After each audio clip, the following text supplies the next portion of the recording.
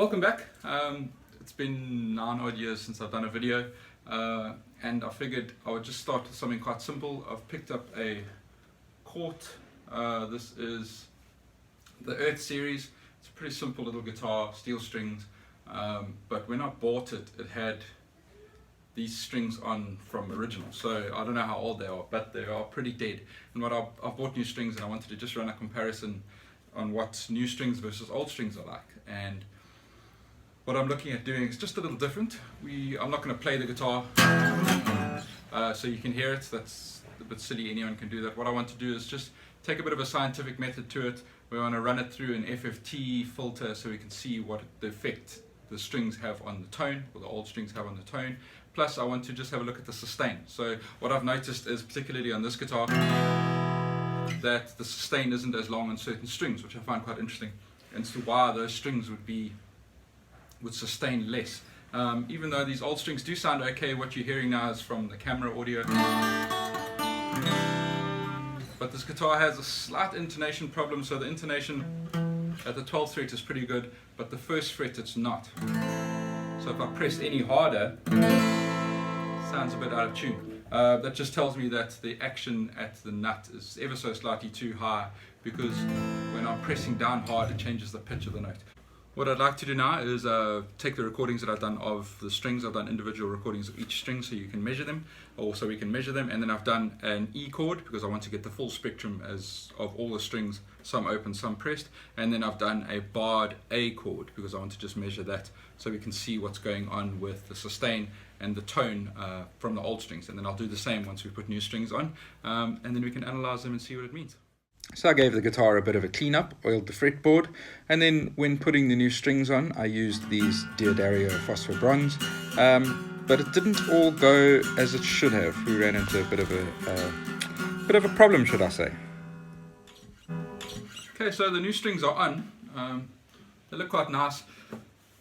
Something went wrong. I snapped the high E string when I was putting the new sets on, and unfortunately, because we're currently in a lockdown, I can't go get another one. So I had to fit the old E string from the previous set, which, when you put them together, it doesn't sound altogether bad, but as we will see when we do the individual strings, it doesn't sustain as long as the new strings. Pretty bleak actually, because I was hoping for new strings, but it is what it is. Unfortunately, what was happening is it kept slipping off the tuning peg, so every time I tuned it up to pitch, it just slipped right off. So now I remember I'd taken the string completely off and I've put it back on again. So what I had to do was I had to wind it through the hole twice just to give it more grip. So it seems to be on and staying to pitch, so I can at least play the guitar. But it sounds a hell of a lot brighter, it sounds a hell of a lot fuller, and it actually is so much more fun to play. These are phosphor bronze strings, as you saw. And yeah, it just brings the guitar a bit more to life. I'm going to obviously have to wait. We've got 19 days left on the lockdown. It's not going to be fun. As you can see, I haven't shaved in a while. I need to do that. And yeah, I'm going to play the living daylights out of this guitar and hope I don't lose another string. But what we're going to do now is we're going to put it into the into repo, for example, and then we're going to look and see what it does to the sustain, as well as what it does to the tone, overall tone of the guitar, and see if it makes a difference. Bearing in mind, remember, it's the same guitar, same pickup, same battery, nothing's changed. It's been like an hour or two since I recorded the first setup with the old strings, and we have 5 new strings and 1 old string. So let's give it a listen and see if it makes a difference. When listening for the sustain, there doesn't seem to be much of a discernible difference. The E chord on the newer strings sustain ever so slightly longer. The barred A chord didn't show much difference, as you'll hear soon. But what I did here, and what we're listening to, is that I've panned the tracks hard left and hard right. So what you'll hear on the left would be, I think, the old strings, and the right is the new strings. So even on the individual strings, there's not a huge difference. I know that, like, you're listening now to the E string, there's not a noticeable difference in sustain. But as we get as we get to the D and G strings, there's a little bit of a change in shape. The new D, as we're going to hear now, I think, it's sustained for about 1 second longer, which isn't really going to be useful because it's almost 18 seconds. So I don't think anyone's going to be sustaining for 18 seconds, especially on an acoustic guitar. But what we have is, there doesn't seem to be a noticeable difference in sustain. There was a very slight, but not a usable, noticeable difference, if that makes any sense. I found it interesting that taking off the higher E string and putting it back on made a difference, and you'll see that in the quality of the audio analysis, so when we look at the FFT, but there wasn't really a conclusive difference in sustain. So I'm writing this off as I couldn't find anything, even though we do know audibly there is something, but I couldn't see it in the software that I have, and it couldn't give me a conclusive evidence that anything was happening.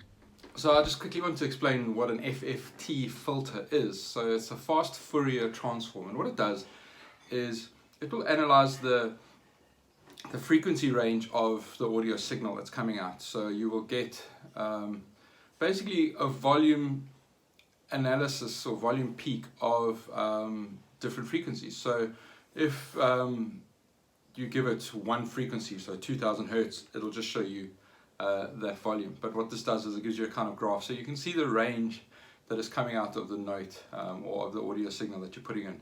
So with that, here's what we saw. The first thing I did was strum an E chord, and it's quite apparent that at the higher frequencies there's already a bit of a difference. So the blue is the new strings and the white line would be the old strings. So in the high there's a bit of gain, but there's a bit of loss on the lower frequencies, which is quite interesting. The next thing I did was a bar chord on the A on the 5th fret, which again isn't showing too much. So barred, we can see a little bit of gains at certain frequencies, but it's overall not much in that regard from a barred A chord as opposed to the E. So looking at the low E string on its own, we can see there's a lot more gains on the higher frequencies. Now these are your harmonic tones that are ringing out on the string, which is what adds to that brightness. Also, we can see that there's a bit of a loss on the lower end of the spectrum. So there's a bit of frequency lost, especially in the volume on the lower tones.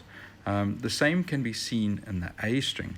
So those higher tones, those harmonic frequencies that are ringing out. Again, this is just the A string on its own, as well as the D string. Now the blue again is the new strings, and the yellow or white line that you see is the old strings. There's an interesting thing developing at the lower end of the spectrum. We can see with the G string again, we've got gains in the higher end, but that little bump that appears on the lower frequency seems to be a bit of a hum that's developed in the guitar. Although it changes shape as we go, we can see it's a little bit different here. Again, the B string indicates that we've got gains in the higher frequencies. Now the E string is where it gets interesting. This is the same string, but it's still reporting higher frequencies gained, as well as that low hum that's still there present in the guitar.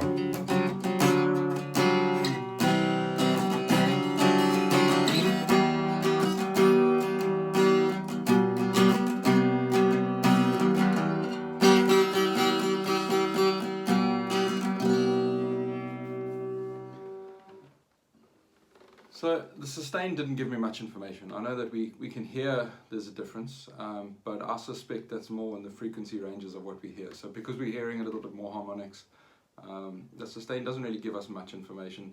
Although looking at it, no one's going to be trying to sustain for 17 seconds anyway on an acoustic guitar. It's not really something that people do.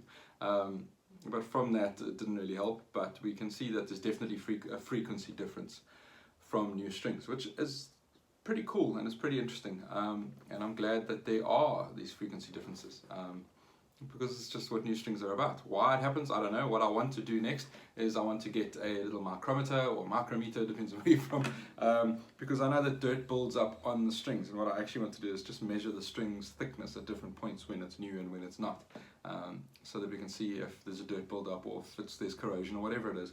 Because I suspect, and it's a theory of mine, is that as the string vibrates, if there's dirt or a build-up on it, it stops it from vibrating as much as it could, and that's where we have the tonal frequencies or the tonal differences coming from.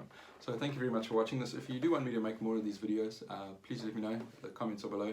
Otherwise, you're welcome to to do the obligatory, you have to like and subscribe, or I'd like you to like and subscribe. I haven't done this in a while, but I've got a couple of good videos coming up.